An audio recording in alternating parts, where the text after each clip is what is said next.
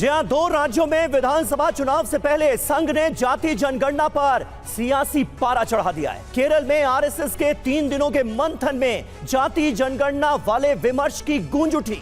संघ ने कहा कि जाति जनगणना एक संवेदनशील मुद्दा है और इस पर राजनीति नहीं होनी चाहिए। संघ के संदेश के बाद बीजेपी का क्या रुख रहने वाला है? हालांकि कई मौकों पर बीजेपी भी विपक्ष पर जाति के जनगणना के बहाने समाज को बांटने का आरोप लगाती रही है। डिबेट की शुरुआत करें उससे पहले सुन लेते हैं संघ का बयान क्या आया है। As our society, Hindu society, we have the sensitive issue of our caste and caste relations. That is a very sensitive issue. So, and of course, it is an important issue of our national unity and integrity. So, it should be dealt very seriously, not just on the basis of electioning or election practices or politics. For all welfare activities, particularly addressing to the particular community or caste which is lagging behind, and so which is the special attention is needed to some communities and caste. So for that, if sometime government needs the numbers, so it can take it, no problem. But it should be only to address the welfare of those communities and caste. It should not be used as a political tool for electioneering. तो सुना आपने सुनील अंबेकर का बयान। संघ की बैठक में जाति जनगणना पर मोहन भागवत की तरफ से, संघ प्रमुख की तरफ से भी कुछ बातें कही गई। सूत्रों से मिली जानकारी के मुताबिक संघ प्रमुख मोहन भागवत ने बैठक में कहा था कि जाति को लेकर, देखिए ये बयान हम उनका आपको दिखा रहे हैं, राजनेताओं का काम समाज को जाति में बांटकर फायदा उठाना है, ये कहा संघ प्रमुख मोहन भागवत ने। इसके लिए तरह तरह के हथकंडे अपनाना ये राजनेताओं का काम है। हमें संघ की सोच के आधार पर सबको साथ लेकर चलना है, यानी संघ की सोच सबको साथ लेकर चलने की है, यह क्लियर किया गया करुणा। और वहीं संघ प्रमुख मोहन भागवत की तरफ से यह भी कहा गया कि सामाजिक सौहार्द बनाकर रखना हमारा कर्तव्य है, यानी कि सभी में सौहार्द कायम हो, यह हमारी एक जिम्मेदारी है। राजनीतिक दल स्वार्थ के चलते सामाजिक वर्गीकरण की मांग करते रहेंगे, तो यह स्वार्थ नहीं होना चाहिए, इस बात का भी जिक्र किया गया। कोई सियासी स्वार्थ और लाभ यहां पर नहीं समझना चाहिए। जी हां, जातीय जनगणना पर कांग्रेस अध्यक्ष मल्लिकार्जुन खड़गे का देखिए क्या बयान आया है। आरएसएस स्पष्ट बताए जनगणना के पक्ष में है या विरोध में, जातीय जनगणना होनी चाहिए या नहीं। संघ को एससी एसटी पिछड़ों की समाज में भागीदारी की चिंता है या नहीं, ये मल्लिकार्जुन खड़गे की तरफ से, कांग्रेस अध्यक्ष की तरफ से सीधा सवाल उठाया गया है संघ के इस बयान के बाद। और हमारे साथ इस वक्त तमाम खास मेहमान मौजूद हैं, उनसे आपका तारुफ करा दें। प्रोफेसर अवनिजेश अवस्थी हमारे साथ मौजूद हैं, राजनीतिक विश्लेषक के तौर पर टीवी डिबेट्स में संघ की विचारधारा का सपोर्ट करते हैं, वो हमारे साथ हैं। राजेश भट्ट साहब हमारे साथ मौजूद हैं, प्रवक्ता हैं एलजेपी के। रितु चौधरी हमारे साथ हैं, कांग्रेस पार्टी की प्रवक्ता। प्रोफेसर भुवन भास्कर जोशी हमारे साथ हैं, नेता समाजवादी पार्टी के। सबसे पहले अवस्थी साहब, आज शुरुआत में आपसे करना चाहूंगा, क्योंकि संघ का जातीय जनगणना को लेकर जो बयान सामने आया है उसमें यह साफ तौर पर लिखा गया है कि कुछ समुदाय और जाति पर विशेष ध्यान देने की अगर जरूरत हो, आंकड़े जुटाने हो तो ऐसा किया जा सकता है, हमें कोई समस्या नहीं है। क्या इसका सीधा मतलब यह निकाला जाए कि जातीय जनगणना अगर जरूरत है तो सरकार करा सकती है, हमें इससे कोई समस्या नहीं है? समीर जी, बिल्कुल स्पष्ट वक्तव्य है। उसके बावजूद अगर कुछ लोग कहें कि संघ अपना जो मंतव्य है वो स्पष्ट करे, अगर ये उनकी समझ का फेर है, ये उनकी प्रॉब्लम है। बात बड़ी साफ सी है। संघ ने, राष्ट्रीय स्वयंसेवक संघ ने कहा है कि समाज में कुछ लोग, और कुछ लोग मतलब कुछ जातियां, कुछ वर्ग, कुछ ऐसे लोग हैं जो अभी तक मेन स्ट्रीम का फायदा उनको नहीं मिल पाया, लाभ नहीं मिल पाया है। वो किन्हीं कारणों से, सामाजिक कारणों से, अगर पूरी की पूरी एक जाति या वर्ग जो है पीछे है तो उस पर काम करना चाहिए, क्योंकि संघ का उद्देश्य और मंतव्य यह है कि समाज में वो समरसता आए जिसमें कहीं कोई आगे ना हो, कहीं कोई पीछे ना हो, कहीं कोई अगड़ा ना हो, कहीं कोई पिछड़ा ना हो।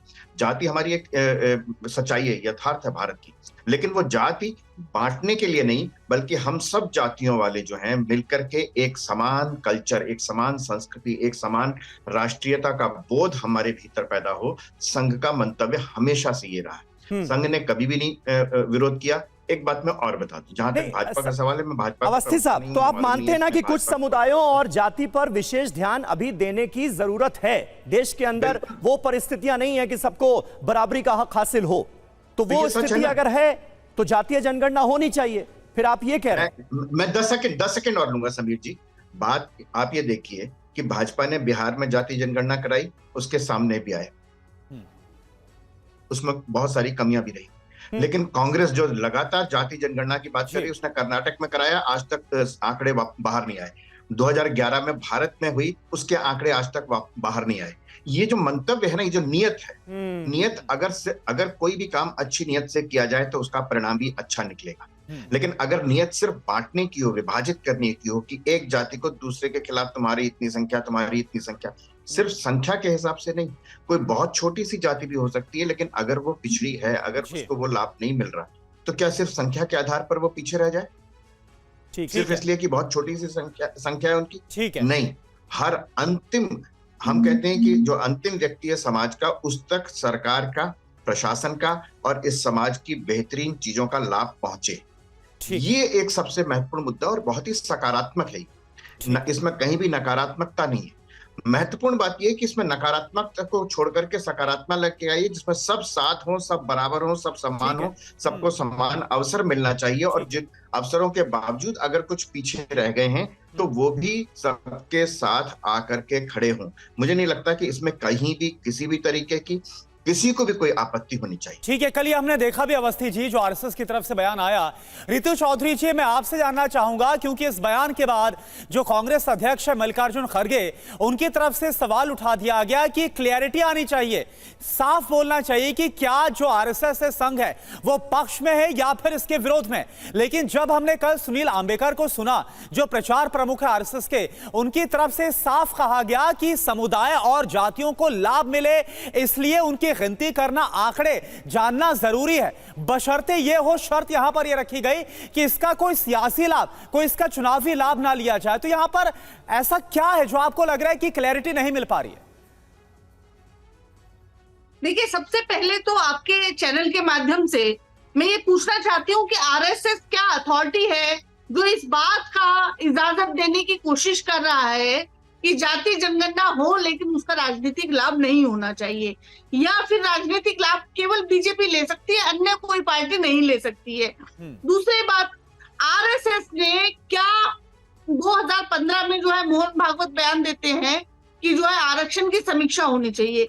लगातार आरएसएस की तरफ से इस तरह के बयान आते हैं कि संविधान को खत्म करना चाहिए, जाति जनगणना नहीं होनी चाहिए, आरक्षण की समीक्षा होनी चाहिए, आरक्षण की कोई आवश्यकता नहीं, और जाति व्यवस्था जो की त्यों बनी रहनी चाहिए जैसी कि मनुस्मृति में बनी हुई है, क्योंकि यही हिंदू समाज को जोड़ के रख सकती है। अब ये हिंदू समाज की बात तो करते हैं, लेकिन हिंदू समाज में उन जातियों की बात नहीं करते जिनको ये बिल्कुल पिछड़े बिल्कुल पायदान पर रखते हैं, जिसमें ओबीसी आते हैं, एससी आते हैं और एसटी आते हैं। मैं आरएसएस प्रमुख से ही आपके चैनल के माध्यम से पूछना चाहती हूँ कि इनके कितने ऐसे प्रचारक हैं या कितने संघ प्रमुख जो है वो ओबीसी, एससी या एसटी रहे हैं? ये एक बार इसका आंकड़ा दे दें, क्योंकि इनकी नजर में ये इंसान से भी। लेकिन आप संघ का नाम लेकर अभी जिन बयानों का जिक्र कर रही हैं उससे तो बिल्कुल उलट है संघ प्रमुख मोहन भागवत का बयान और जातीय जनगणना को लेकर संघ के विचार। वो तो सामाजिक समरसता की बात कर रहे हैं, वो कह रहे हैं सबको मिलाकर चलने की बात और सांप्रदायिक सौहार्द की बात। ये सामाजिक समरसता की बात करते हैं, ये सामाजिक समानता की बात नहीं करते हैं। मैं आपको सामाजिक समरसता और समानता में फर्क समझाती हूँ। सामाजिक समानता वो होती है जिसमें सभी इंसानों को बराबर देखा जाता है, चाहे वो किसी भी जाति से संबंध हो। लेकिन सामाजिक समरसता वो होती है जिसमें एक वर्ण व्यवस्था को फॉलो किया जाता है, जिसमें सबसे ऊपर जो है वो जो है ब्राह्मण आता है, फिर उसके बाद जो है वैश्य, फिर उसके बाद क्षत्रिय, ठीक है। उसके बाद शूद्र आता है। ये उस समरसता की बात करते हैं। और हम जो करते हैं, हम समानता की बात करते हैं कि ये जो खाका इन्होंने इस तरह से खड़ा किया है, हम उसको ऐसे खड़ा करना चाहते हैं ताकि सभी लोग जो है बराबर की ठीक है, स्थिति में रितु आ जी, जाए। अवस्थी जी इसका कुछ एक जवाब देना एग्जाम्पल बहुत चाहते हैं। बेहतरीन। रितु जी, अवस्थी जी जो आपने बात ही कही, इस पर कुछ जवाब देना चाहते हैं अवस्थी जी? मतलब मुझे बड़ा दुख है कि इस तरीके से व्याख्या की जाती है।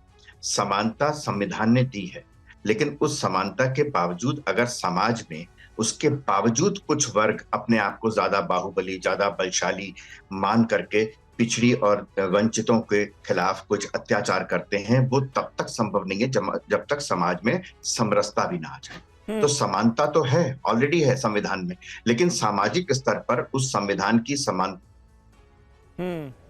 को लाने के लिए सामाजिक समरसता लाना भी बहुत जरूरी है। आप बहुत बार ये देखते हैं कि फला बाहुबली व्यक्ति ने उसकी दलित की जमीन पर कब्जा कर लिया, इसकी जमीन पर कब्जा कर लिया, इन लोगों ने कब्जा कर लिया, दलितों के साथ इस तरीके का अत्याचार हुआ। ठीक है। यह है कानून नहीं, कानून उसकी इजाजत नहीं देता, लेकिन उसके बावजूद हो रहा है। तो इसलिए जब तक समाज में एक बंधुत्व की भावना नहीं आएगी, समरसता की भावना कि हम सब इस एक राष्ट्र समझ गया मैं। रितु चौधरी जी, आपको जवाब मिल गया क्या? अब क्लैरिटी आपको नजर आ रही है क्या? कुछ समुदायों और जातियों पर अगर खास तवज्जो की जरूरत है तो करा लीजिए जातीय जनगणना, सरकार करा सकती है, हमें कोई दिक्कत नहीं है। ये स्टैंड तो क्लियर है ही संघ का, इसमें क्या दिक्कत है? यही तो सवाल है कि संघ जो है बार बार अपने बयान क्यों बदल रहा है, किसके कहने से जो है वो बयान बदले जा रहे हैं, ये भी जो है स्पष्ट करे। इनकी नीति, स्पष्ट नीति क्या है? क्योंकि कभी ये जातीय जनगणना का विरोध करते हैं, इनके तमाम जो है एमपी, आपने कंगना रनौत का भी बयान सुना होगा, वो सिटिंग एमपी है, कोई सिटिंग एमपी ऐसे ही कोई बात नहीं कह देता है। उससे तो अलग कर लिया ना पार्टी ने। बीजेपी ने कंगना रनौत के बयान से खुद को अलग किया है, वो ऑथराइज नहीं है किसी भी नीतिगत मुद्दे पर बयान देने के लिए। लेकिन ये जो संघ का बयान है रितु जी, इसमें कंफ्यूजन क्या नजर आ रहा है? साफ तौर पर कहा गया है भाई बांटने की कोशिश ना हो, ये ना हो कि हिंदुओं को अलग अलग जातियों में बांटकर वोट बटोरने की कोशिश हो, चुनावी पॉलिटिक्स के लिए उसका इस्तेमाल ना किया जाए। देखिए पहले से ही हिंदू जातियों में बटा हुआ है, पूरी तरह से बटा हुआ है। लगातार दलितों को जो है, शोषितों को, दलितों को, ये तो राजनीतिक आरोप प्रत्यारोप हो गए। लगातार अत्याचार, ठीक है, मुद्दे पर रहते हैं थोड़ा। ये 10 साल से जो किया। अच्छा, मैं आपको एक एग्जांपल देना चाहती हूँ, मुझे केवल 10 सेकंड दीजिए, मैं आपको बहुत बेहतरीन एग्जांपल देती हूँ जातीय जनगणना ये क्यों नहीं कराना चाहते और संघ प्रमुख जो है बार बार अपने बयान क्यों बदलते हैं। अभी यूपी में जो है, ठीक है, आपकी तरफ से कहा जा रहा है कि बयान बदले जा रहे, लेकिन कल काफी हद तक रितु चौधरी जी क्लियरिटी सामने रख दी गई है कि आखिरकार क्यों जाति के आधार पर जनगणना करवाई जा सकती है। राजेश भट्ट जी, मेरा सवाल आपसे है, एलजेपी से आप हैं। अवस्थी जी आपके पास आएंगे, एक बार सभी मेहमानों का रुख कर ले, इसके बाद बस एक सेकंड, ठीक है, एक सेकंड। मुझे अभी तक कर्नाटक का 2011 की जनगणना का आंकड़ा क्यों सामने नहीं आया, इसका जवाब नहीं मिला कांग्रेस के प्रवक्ता की तरफ से। मैं बिल्कुल जवाब दे देती हूँ इस बात का, मैं बिल्कुल जवाब दे देती हूँ इस बात का, मेरा जवाब दे लीजिए। बोलिए बोलिए, जल्दी से बोलिए। मैं बात ही पूरी कर रही थी कि क्यों ये रोहिणी कमीशन की रिपोर्ट को सार्वजनिक करते, 2011 का कास्ट सेंसस है, क्यों नहीं उसको जो है सार्वजनिक कर देते। ये कर्नाटक की बात बार बार करते हैं, जब ये कास्ट सेंसस कराएंगे तो क्यों नहीं कर्नाटक के देश के राज्यों में नहीं जाता क्या उसमें कास्ट सेंसस नहीं होगा? वो तो जो सभी राज्यों में होगा, सभी राज्यों का डाटा सामने आ जाएगा। चलिए ठीक है, हम इस बहस को आगे बढ़ाएंगे, लेकिन जो आज का विषय है, आज का जो मुद्दा, इस पर और भी मेहमानों को जोड़ लेते हैं। राजेश भट्ट जी, आपसे मेरा सवाल यह है कि हमने चिराग पासवान को सुना, हमारे ही शो में आए और उन्होंने इसका समर्थन किया, जातिगत जनगणना होनी चाहिए। बिहार में जाति आधार पर जनगणना कराई गई, वहां पर बीजेपी ने सपोर्ट किया, सम्राट चौधरी को हमने वहां पर सुना। अब क्या लगता है कि जिस तरह से अब आरएसएस का इस पे बयान आ गया, क्लैरिटी आ गई है, इसके बाद सरकार के लिए भी आसान हो जाएगा इसमें आगे बढ़ना, क्या आपको लग रहा है? बिल्कुल आसान हो जाएगा, इसलिए भी आसान हो जाएगा। देखिए, हमारी पार्टी हमेशा जातीय जनगणना के पक्षधर रही है। जातीय जनगणना इसलिए होना चाहिए कि भाई उनके अनुरूप जो है, उनके संख्या के अनुरूप, उनकी स्थिति के अनुरूप जो है योजनाओं का निर्माण हो और उस योजनाओं का कार्यान्वयन करने में आसानी होगी। रितु जी जो जिस नज़रिए से देख रही हैं जातीय जनगणना को, वो नज़रिया हमारा नहीं हो सकता है। रितु जी को तो ये जवाब देना चाहिए कि अब तक जो कांग्रेस शासित प्रदेश हैं, वहाँ जातीय जनगणना जहाँ हुई है, वहाँ क्यों नहीं सार्वजनिक किया गया। दूसरी बात, कितने जगह जातीय जनगणना इन्होंने कराया। इतनी अगर मुखालफत कर रही हैं कि जातीय जनगणना होना ही चाहिए, बहुत संवेदना है इनको जातीय जनगणना से, तो ये बताना चाहिए कि जातीय जनगणना इन्होंने किन किन प्रदेशों में अभी तक कराया है, क्या मजबूरियां थी कि इन्होंने नहीं कराया। पिछले 60 सालों में कांग्रेस की जो सरकार रही है, आखिर इन बातों पर उस समय ध्यान क्यों नहीं आया। देखिए, ये लोग खिलवाड़ करना चाहते हैं, सिर्फ समाज को बांट बांट के जातियों में आज तक राजनीति किए हैं। ये जाति वर्ग में बांटने वाले लोग हैं। हमारा परसेप्शन वो नहीं है। हमारे पार्टी के राष्ट्रीय अध्यक्ष का परसेप्शन था कि जातियों के स्थिति और उनकी संख्या के अनुरूप योजनाओं का कार्यान्वयन हो ठीक से और उनका विकास हो सके, इसके लिए जातीय जनगणना बहुत ही आवश्यक है। तो हम इस हिसाब से देख रहे थे जातीय जनगणना को, इस नजरिए से। अब इनका नजरिया क्या है वो हमसे लगभग नहीं, आप तो देख रहे थे राजेश भट्ट साहब, समझता हूं कि लेकिन बीजेपी का भी नजरिया क्या यही था या यही है? नहीं, बिल्कुल। देखिए, बीजेपी सामाजिक समानता और सामाजिक विकास के प्रति बहुत ही संजीदा है, इसमें कहीं कोई दो मत नहीं। वो ठीक बात है, लेकिन जातीय जनगणना पर मैं पक्ष जाना चाहता हूं। बहरहाल हमारे साथ प्रोफेसर भुवन भास्कर जोशी भी मौजूद हैं, नेता समाजवादी पार्टी के। जोशी साहब, किस तरह से आप देख रहे हैं संघ की तरफ से जातीय जनगणना को लेकर जो क्लैरिटी दी गई है, उसमें कुछ कमी बेशी आप लोगों को भी नजर आ रही है क्या, या फिर अब सब कुछ क्लियर है? देखिए, पहले तो जो आपने मेरे को इंट्रोड्यूस करा नेता समाजवादी पार्टी, मैं प्रवक्ता समाजवादी पार्टी, पहले तो उसका सुधार कर लीजिए। बिल्कुल, आप नेता भी हैं, प्रवक्ता भी हैं। जी, राय रखिए अपनी। जी, अब मैं आपको बताना चाहता हूं, जो सामाजिक न्याय की लड़ाई थी, जी, जाति जनगणना की जो मांग थी, हमारे नेता माननीय अखिलेश यादव जी ने उसे पूरे देश का आंदोलन, अब ये उत्तर प्रदेश का आंदोलन नहीं है, पूरे देश का आंदोलन बनाने का काम करा। और आज देखिए, जो लोग इसके सख्त खिलाफ थे, वहां उनके भी जो मातृ संगठन में उसकी चर्चा होने लगी, जैसा कि आप बता रहे हैं कि संघ के उसमें कार्यक्रम में इसकी चर्चा हुई। और इनके जो सहयोगी हैं, चाहे वो रामविलास पासवान की पार्टी के लोग हैं, चाहे अनुप्रिया पटेल है, चाहे राजभर जी हैं, चाहे निषाद जी हैं, जो भी इनके सहयोगी है, सब वो लोग सामाजिक न्याय की बात कर रहे हैं और जाति जनगणना की मांग कर रहे हैं। तो पहले तो हम इस आंदोलन को राष्ट्रीय अध्यक्ष माननीय अखिलेश यादव जी के नेतृत्व में पूरे देश का आंदोलन बनाने में सक्षम हुए। और हमने क्या देखा था 2024 के चुनाव से पहले, कैसा फुटोवल आरएसएस और भारतीय जनता पार्टी में था। हमने देखने का काम करा कि नड्डा जी ने कहा कि हमें आरएसएस की आवश्यकता नहीं है, बोलने का काम करा।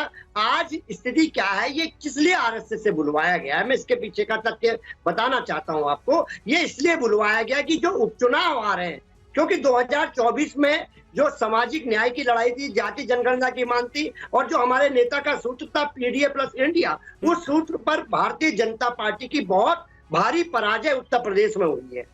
अब इस चुनाव को बचने के लिए भारतीय जनता पार्टी कहेंगे कि अगर ये बयान देगी तो उनको कराना पड़ेगा, लेकिन संघ के द्वारा ये बात कहकर एक सिगुफा छेड़ा गया है ताकि जनता के बीच में वो जा सके और वोट मांग सके। वरना स्थिति तो ये है कि जो पीडीए वर्ग है वो एक मुश्त हो गया माननीय अखिलेश यादव जी के नेतृत्व में, और इनकी सभी सीटों पर जमानतें जब्त होने जा रही हैं। तो ये केवल संघ आज भारतीय जनता पार्टी को बचाने में आया है, ना तो आरएसएस इसके बारे में गंभीर है। ये जाति जनगणना का जो नहीं बोलना चाहते, चाहे आरएसएस के लोग हो चाहे बीजेपी के लोग हैं, ये केवल एक दिखावा है। और ये भारतीय जनता पार्टी आरएसएस का एक संयुक्त कार्यक्रम है कि ऐसी चर्चा और करके ठीक है।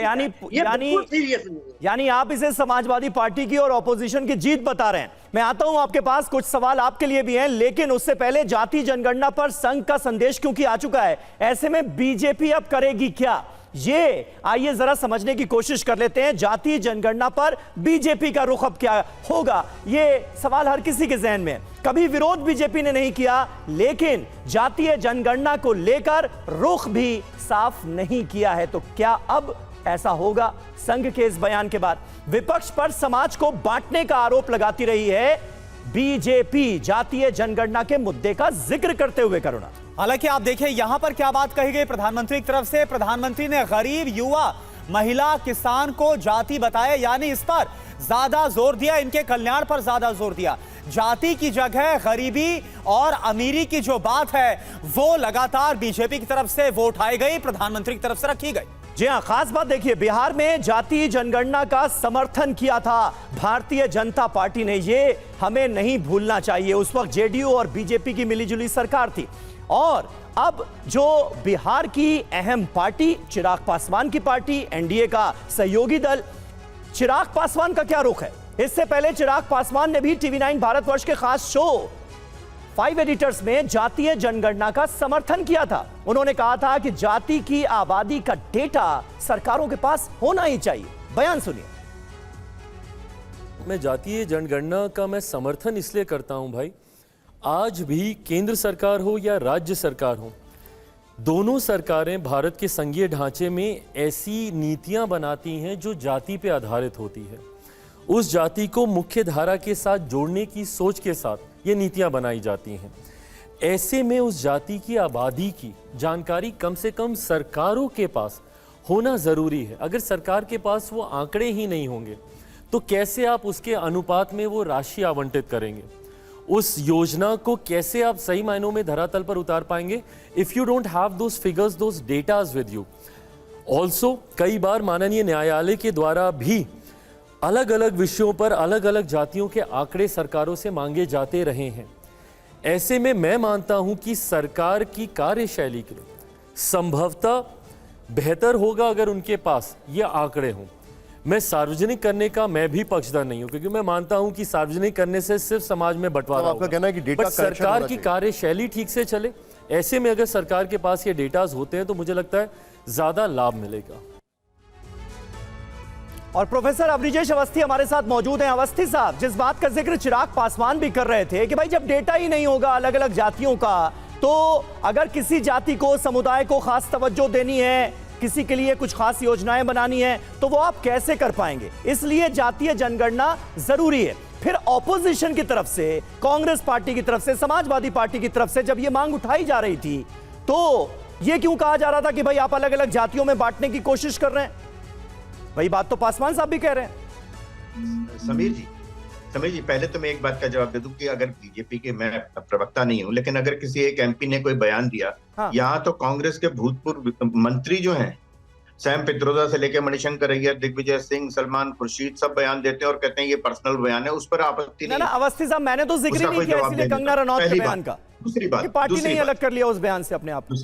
दूसरी बात समीर जी, बात बड़ी साफ सी है कि इसमें सिर्फ जातीय जनगणना नहीं, समाज के तमाम क्षेत्रों में कितने लोग सर्विस सेक्टर में हैं, कितने लोग किस आय वर्ग के हैं, ये सब सरकार को, प्रशासन को अपनी योजनाएं बनाने के लिए इन आंकड़ों की जरूरत होती है। सरकार का एक डिपार्टमेंट है, स्टैटिस्टिकल डिपार्टमेंट, और वो स्टैटिस्टिक्स जो है वो सांख्यिकी के आधार पर इन सब चीजों को, अपनी योजनाओं को एक ऐसा रूप देता है ताकि ऐसा ना हो कि सरकार की योजनाएं सिर्फ कुछ ऐसे लोगों तक रह जाएं, ऐसे वर्गों तक रह जाएं जो सामने हैं और जो नहीं अदृश्य हैं, जो अलक्षित रह गई हैं, उन तक भी पहुंचाना एक समाज का कल्याणकारी राज्य का ये ध्येय है, उद्देश्य है, और जिसको संविधान ने कहा है। ठीक है, चिराग पासवान ने बिल्कुल ठीक कहा कि आंकड़े होने चाहिए ना, ताकि हम उसके आधार पर अगर कोई अवस्थी साहब, मेरा सवाल ये था कि फिर आप लोग विरोध क्यों कर रहे थे जब ऑपोजिशन ये मांग उठाता था कि भाई जातीय जनगणना होनी चाहिए, तो आप लोग कहते थे देखिए बांटने की कोशिश कर रहे हैं।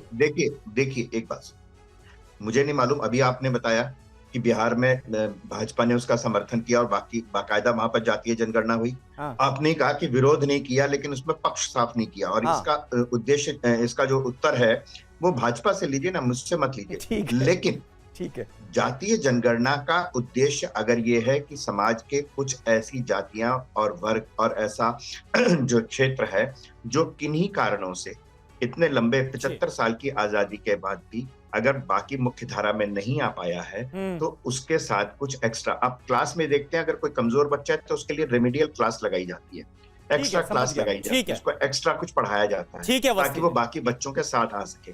अगर ये उद्देश्य है कि बाकियों के साथ आना है तो इसमें क्या गलत है? ठीक है, लेकिन एक जाति को दूसरे के खिलाफ भड़काने की अगर राजनीति की जाए तो वो निश्चित रूप से बिल्कुल, और अगर उसका सियासी लाभ लेने की कोशिश की जाएगी, इसको लेकर भी आरएसएस के प्रचार प्रमुख उनकी तरफ से बात रेखांकित की गई थी। एक जो लाइन है वो खींचने की कोशिश की गई। रितु चौधरी जी, देखिए सवाल मेरा आपसे यह है कि लोकसभा चुनाव के नतीजे के बाद अगर आरएसएस की बात करें तो बड़ी बैठक है, समन्वय बैठक, जिसका आयोजन किया गया, और यहां पर यह सवाल जब हमने पूछा और इस पर जवाब जो सुनील आंबेकर उनकी तरफ से दिया गया, तो आपको लगता है है क्या? क्योंकि हमने देखा कि कैसे लोकसभा चुनाव के दौरान, क्योंकि बीजेपी की तरफ से ना इसका समर्थन किया गया था ना तो विरोध किया गया था, लेकिन विपक्ष की एक स्ट्रेटेजी नजर आई कि आरक्षण विरोधी बताया गया लगातार, और लगातार संविधान को खत्म करने की जो बात है इसका आरोप लगाया गया। तो उसके बाद ये क्लैरिटी आनी भी काफी जरूरी हो गई जो आरएसएस की तरफ से बतलाई गई। देखिए, सबसे पहले मैं अवस्थी जी की बात का जवाब दे दूं। उन्होंने कहा कि इस तरह के बयान जो है वो कोई भी एमपी दे देता है। तो पहले मैं बता दूं कि वो चिराग पासवान है, वो कंगना रनौत नहीं है, वो गठबंधन का हिस्सा है। उनके सहारे सरकार चल रही है और इस समय वो सरकार का हिस्सा है। उनके बयान की अनदेखी नहीं की जा सकती। वो कोई कंगना रनौत नहीं है कि उसको चिट्ठी लिखकर डांट दिया जाएगा। उसका अगर उन्होंने ऐसा बयान दिया है तो उसका कुछ मायने।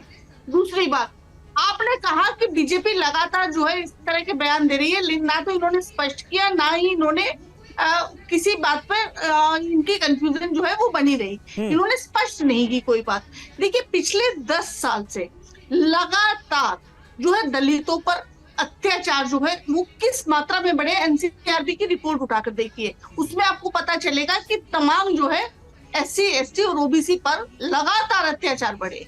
आपको इसमें सबसे बड़ी बात, इनका जो षड्यंत्र है वो देखने को मिलेगा। एक एग्जांपल से आपको बताना चाहूंगी कि अभी जो है यूपी में शिक्षा भर्ती घोटाला जो हुआ अभी, जिसका प्रदर्शन भी चल रहा है, तो उसमें जो है इन्होंने 19,000 ये जो है उनके पद जो है वो खा गए और इन्होंने जो है अपर कास्ट को वो सारे पद दे दिए और उनके खा गए ये लोग। और 2000 कुछ इनको पद दिए, जिसकी कुछ 3.86 कुछ % बनता है, जबकि उनका 27% इनको पद देने थे। ये एक एग्जाम्पल है कि जाति जनगणना कराने पर कितना बवाल हो सकता है।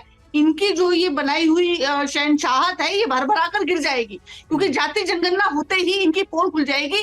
क्योंकि आप जिस मामले का जिक्र कर रही हैं उसमें इलाहाबाद हाईकोर्ट का फैसला आ तो गया है, कहा गया है फिर से सूची तैयार करने के लिए। इलाहाबाद हाईकोर्ट, देखिए, इलाहाबाद हाईकोर्ट की लखनऊ बेंच ने बोला है जी कि ये जो है इसमें आप मेरिट जो है लिस्ट वो खारिज कीजिए और दूसरी मेरिट लिस्ट आई। ठीक है, तो इसका मतलब साफ साफ है कि घोटाला हुआ है और जो है लखनऊ बेंच ने इसको बिल्कुल स्वीकारा है कि नहीं उसमें। लेकिन एक और बात हुई है, जनरल कैटेगरी के जो स्टूडेंट हैं वो सुप्रीम कोर्ट चले गए। प्रोफेसर भुवन भास्कर जोशी, कुल मिलाकर ये मुद्दा जो है, उनको जाना ही था। मुझे हाँ, अपनी बात, ठीक है, नहीं मुझे केवल 10 थोड़ा सेकंड भटक जाएंगे हम मुद्दे से, वो शिक्षा भर्ती पे चले जाएंगे। दीजिए, जाति जनगणना पर ही हूँ मैं। हाँ बोलिए, कंप्लीट कीजिए। 10 साल में कितने पद जो है एससी, एसटी और ओबीसी के खाली पड़े हुए हैं, उनको भरने का काम इस सरकार ने नहीं किया, क्योंकि ये चाहते नहीं कि एससी, एसटी और ओबीसी को उनको हक मिले।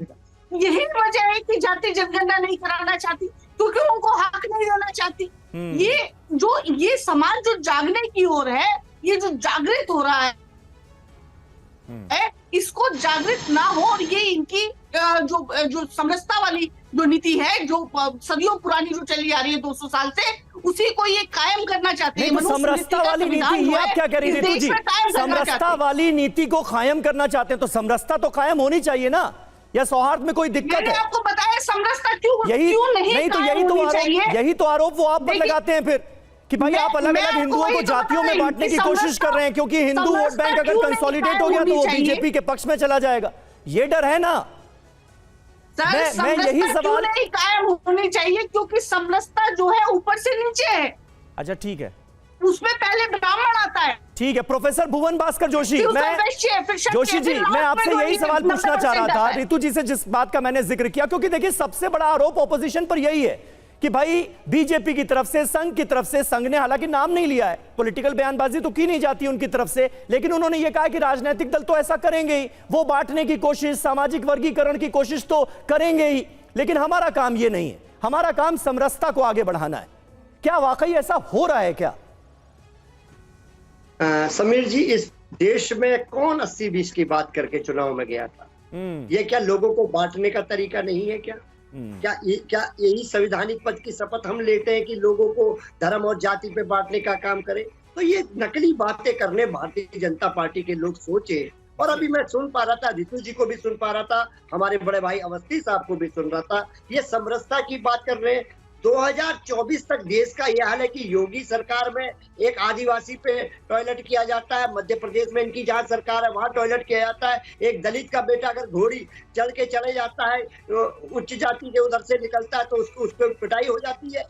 ये कहाँ समरसता है? इसी की तो लड़ाई है सामाजिक न्याय कि जो आखिरी खड़ा व्यक्ति है उसको भी जस्टिफाई मिल सके। इसी लड़ाई को हम लोग लड़ने का काम कर रहे हैं। आखिरी खड़े व्यक्ति को जब तक हम आगे लेकर आ सकते तब तक ये सामाजिक न्याय की आवश्यकता है। और ये जाति जनगणना उसका पहला फार्मूला है कि उसके द्वारा उनकी गिनती आ जाए। इस देश में जब जानवरों की गिनती हो सकती है, पेड़ों की गिनती हो सकती है और जाति इस देश कर सकते हैं, जो जाति जनगणना में क्या दिक्कत है? सरकार बताने का काम करे और ये सरकार की जिम्मेदारी बनती है जाति नहीं। और यही बात तो कल आरएसएस की तरफ से भी रखी गई ना, जो अंतिम व्यक्ति भी खड़ा है इस पायदान में उसको लाभ मिलना चाहिए, ये सुनिश्चित होना चाहिए जातीय जनगणना के जरिए। अब देखिए कांग्रेस के नेता जयराम रमेश का भी इस पर बयान आ गया। जातीय जनगणना पर आरएसएस से सवाल, संघ को जातीय जनगणना पर निषेधाधिकार है, जनगणना के लिए इजाजत देने वाला संघ कौन है, ये सवाल पूछा गया है जयराम रमेश की तरफ से। और ये पोस्ट आप देखिए,